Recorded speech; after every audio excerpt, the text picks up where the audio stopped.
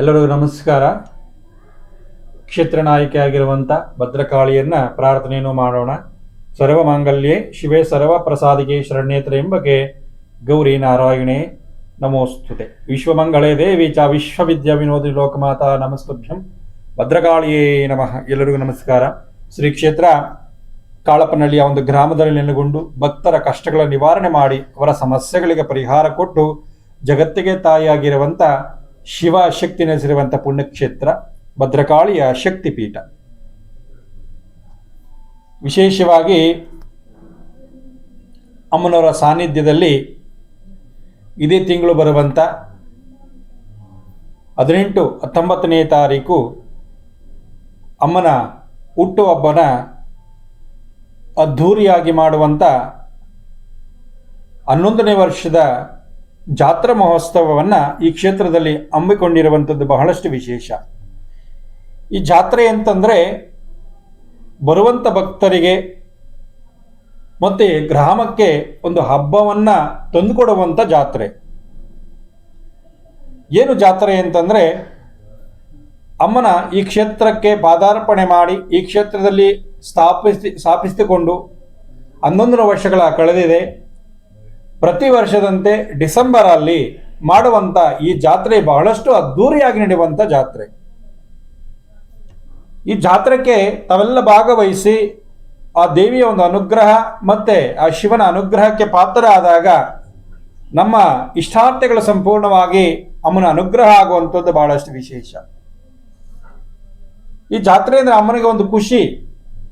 ಈಗ ನಾವು ಮನೆಯಲ್ಲಿ ಯಾವುದಾದ್ರೂ ಒಂದು ಹಬ್ಬ ಮಾಡಬೇಕಾದ್ರೆ, ಏನೋ ಒಂದು ಕಾರ್ಯ ಮಾಡಬೇಕಾದ್ರೆ ನೆಂಟರನ್ನ ಮತ್ತೊಂದು ಸಂಬಂಧಿಕರನ್ನು ಕರೆದು ಭಾರಿ ಅದ್ಧೂರಿಯಾಗಿ ಜಾತ್ರೆ ಮನೆಯಲ್ಲಿ ಒಂದು ಫಂಕ್ಷನ್ ಒಂದು ಏನೋ ಒಂದು ಕಾರ್ಯಕ್ರಮವನ್ನು ಮಾಡಿ ಹಬ್ಬ ಅಡುಗೆಯನ್ನು ಮಾಡಿ ಬಡಿಸುವಂಥದ್ದು ಇರ್ತದಲ್ಲ, ಅದೇ ಥರ ಈ ದೇವಿಯ ಒಂದು ಜಾತ್ರೆ ಮಾಡಿಸಿದಾಗ ಆ ದೇವಿಯ ಒಂದು ಅಕ್ಕ ತಂಗಿಗಳನ್ನು ಕರೆದು ಈ ಜಾತ್ರೆಗೆ ಕರೆದುವಂಥದ್ದು ಬಹಳಷ್ಟು ವಿಶೇಷ. ಯಾಕಂದರೆ ಅವತ್ತು ತಾಯಿ ಸ್ವತಃ ಅವರ ಅಕ್ಕ ತಂಗಿಯನ್ನು ಕರೆದು ಈ ಜಾತ್ರೆಯನ್ನು ಮಾಡ್ತದೆ, ಬಂದು ನೋಡಿ ನೀವು ಅಂತೇಳಿ ಎಲ್ಲ ದೇವತೆಗಳನ್ನು ಆವಾಹನೆ ಮಾಡ್ತಾಳೆ ಆ ತಾಯಿ ಈ ಕ್ಷೇತ್ರಕ್ಕೆ.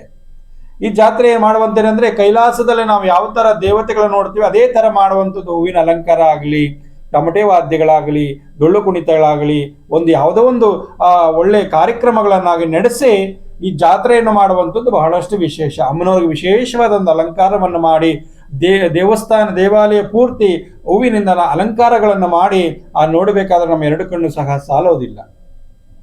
ಹಾಗಾಗಿ ಈ ಜಾತ್ರೆ 19ನೇ ತಾರೀಕು ಅಮಾವಾಸ್ಯೆ ಬಿದ್ದಿರೋದ್ರಿಂದ ಅವತ್ತು ಬಹಳಷ್ಟು ವಿಶೇಷವಾದ ದಿನ.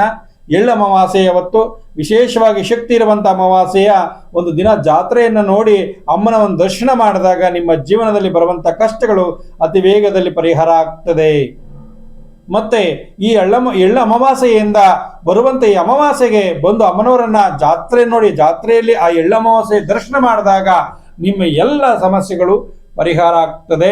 18ನೇ ತಾರೀಕು ಪ್ರಾರಂಭ ಆಗ್ತದೆ, ಅಂದರೆ ಗುರುವಾರ ಪ್ರಾರಂಭ ಆಗ್ತದೆ. ಗುರುವಾರ ಪ್ರಧಾನ ದೇವತೆಗಳ ಕಳಶಾರಾಧನೆ ಇರ್ತದೆ, ಮತ್ತೆ ವಾಸ್ತು ಹೋಮ ಇರ್ತದೆ, ಧ್ವಜಾರೋಹಣ ಇರ್ತದೆ, ಮತ್ತೆ ಪ್ರಧಾನ ಕಳಶಗಳ ಹೋಮ ಇರ್ತದೆ. ಅದಾದ ನಂತರ ಬೆಳಗ್ಗೆ 3 ಗಂಟೆಗೆ ಅಮ್ಮನವರಿಗೆ ಬೆಳಗಿನ ಬ್ರಾಹ್ಮಣಿ ಮುಹೂರ್ತದಲ್ಲಿ ಅಮ್ಮನವರಿಗೆ ಅಭಿಷೇಕ ಇರ್ತದೆ. ಅಭಿಷೇಕ ಆದ ನಂತರ ಬೆಳಗ್ಗೆ 6 ಗಂಟೆಗೆ ಅಮ್ಮನವರಿಗೆ ಮಹಾಮಂಗಳಾರತಿ ಆಗ್ತದೆ. 6 ಗಂಟೆಗೆ ದರ್ಶನ ಪ್ರಾರಂಭ ಆಗ್ತದೆ. 6 ಗಂಟೆ ಇಂದಿಡು ಸಂಜೆ 11 ಗಂಟೆಯವರೆಗೂ ಆ ಒಂದೇ ಪೂಜಾ ಕಾರ್ಯಕ್ರಮಗಳು ಸತತವಾಗಿ ನಡೆಯುತ್ತಿರುತ್ತದೆ. ಮತ್ತೆ 9:30 ಪ್ರಧಾನ ಅಮ್ಮನವರ ಹೋಮ ನಡೀತದೆ. ಹೋಮ ಆದ ನಂತರ ಪೂರ್ಣಾವತಿ ಆಗ್ತದೆ. ಅಮ್ಮನವರ ಪ್ರಾಕೋರೋತ್ಸವ ಆಗ್ತದೆ. ಪ್ರಾಕೋರೋತ್ಸವ ಆದ ನಂತರ ಪೂರ್ಣಾವತಿ ಆದ ನಂತರ ಮತ್ತೆ ಮಹಾಮಂಗಳಾರತಿ ಆಗ್ತದೆ. ಮತ್ತೆ ವಿಶೇಷವಾಗಿ ಪೂಜಾ ಕೈಕರ್ಯಗಳನ್ನು ಇರುವಂಥದ್ದು ಬಹಳಷ್ಟು ವಿಶೇಷ. ಮತ್ತೆ 11 ಗಂಟೆಗೆ ಚೌಡೇಶ್ವರಿ ಮತ್ತು ಭದ್ರಕಾಳಮ್ಮನವರನ್ನ ಈ ಗ್ರಾಮಕ್ಕೆ ಗ್ರಾಮ ಪ್ರದಕ್ಷಿಣಾಗಿ ಮೆರವಣಿಗೆ ಇರ್ತದೆ. ಮೆರವಣಿಗೆ ಆದ ನಂತರ ಸಂಜೆ 5 ಗಂಟೆಗೆ ಮಹಾಪ್ರತಿಂಗರಿ ಯಾಗ ನಡೀತದೆ. ಯಾಗ ನಡೆದ ಪೂರ್ಣಾವತಿ ಆದ ನಂತರ ಅಗ್ನಿಕೊಂಡ ಪ್ರವೇಶ ಇರ್ತದೆ. ವೀರಗಾಶಿ ಕುಣಿತ ಮತ್ತೆ ಅಗ್ನಿಕೊಂಡ ಪ್ರವೇಶ ಇರ್ತದೆ. ಬಂದು ಈ ಎಲ್ಲ ಕಾರ್ಯಕ್ರಮಗಳಿಗೆ ಭಾಗವಹಿಸಿ ಈ ಜಾತ್ರೆ ಕಾರ್ಯಕ್ರಮಕ್ಕೆ ಭಾಗವಹಿಸಿ ಅಮ್ಮನ ಒಂದು ಕೃಪೆಯನಿಗೆ ಪಾತ್ರರಾಗಿ ಜಾತ್ರೆ ಕಾರ್ಯಕ್ರಮವನ್ನು ಯಶಸ್ವಿಗೊಳಿಸಿ ಅಂತ ಹೇಳ್ತಾ ಎಲ್ಲ ಭಕ್ತಾದಿಗಳು ಬಂದು ಈ ಜಾತ್ರೆ ಕಾರ್ಯಕ್ರಮವನ್ನು ಯಶಸ್ವಿಗೊಳಿಸಿ ಅಮ್ಮನ ಒಂದು ಅನುಗ್ರಹ ಪಡೆದು ಬರುವಂಥ ಭಕ್ತರಿಗೆ ಎಲ್ಲ ಪ್ರಸಾದ ವ್ಯವಸ್ಥೆ ಇರ್ತದೆ. ಬಂದು ಪ್ರಸಾದ ವ್ಯವಸ್ಥೆಯನ್ನು ಮಾಡಿ ಪ್ರಸಾದವನ್ನು ಸ್ವೀಕರಿಸಿ ತದನಂತರ ಅಮ್ಮನ ದರ್ಶನ ಪಡೆದು ಇಲ್ಲಿ ನಡೆಯುವಂಥ ಸಾಂಸ್ಕೃತಿಕ ಕಾರ್ಯಕ್ರಮಗಳಲ್ಲಿ ಕಣ್ತುಂಬಿಕೊಂಡು ಅದಾದ ನಂತರ ನಿಮ್ಮ ಮನೆಗೆ ತೆರಳುವಂಥದ್ದು ಇರ್ತದೆ. ಹಾಗಾಗಿ ಎಲ್ಲ ಭಕ್ತಾದಿಗಳು ಬಂದು ಈ ಜಾತ್ರೆ ಕಾರ್ಯಕ್ರಮಕ್ಕೆ 11ನೇ ವರ್ಷದ ಜಾತ್ರೆ ಕಾರ್ಯಕ್ರಮ 19ನೇ ತಾರೀಕು ಬೆಳಗ್ಗೆಯಿಂದ ಸಂಜೆವರೆಗೂ ಸಹ ವಿಶೇಷವಾದ ಕಾರ್ಯಕ್ರಮಗಳಿರ್ತದೆ, ವಿಶೇಷವಾದ ಸಾಂಸ್ಕೃತಿಕ ಕಾರ್ಯಕ್ರಮಗಳಿರ್ತದೆ, ತಮಟೆ ವಾದ್ಯಗಳಿರ್ತದೆ. ಬಂದು ಆ ಜಾತ್ರೆಯನ್ನು ಕಣ್ತುಂಬಿಕೊಂಡು ಅಮ್ಮನ ಒಂದು ಕೃಪೆಗೆ ಪಾತ್ರರಾಗಿ ಅಂತ ಹೇಳ್ತಾ ಎಲ್ಲರಿಗೂ ನಮಸ್ಕಾರ. ಸರ್ವೇ ಜನ ಸುಖಿನೋ ಭವಂತು.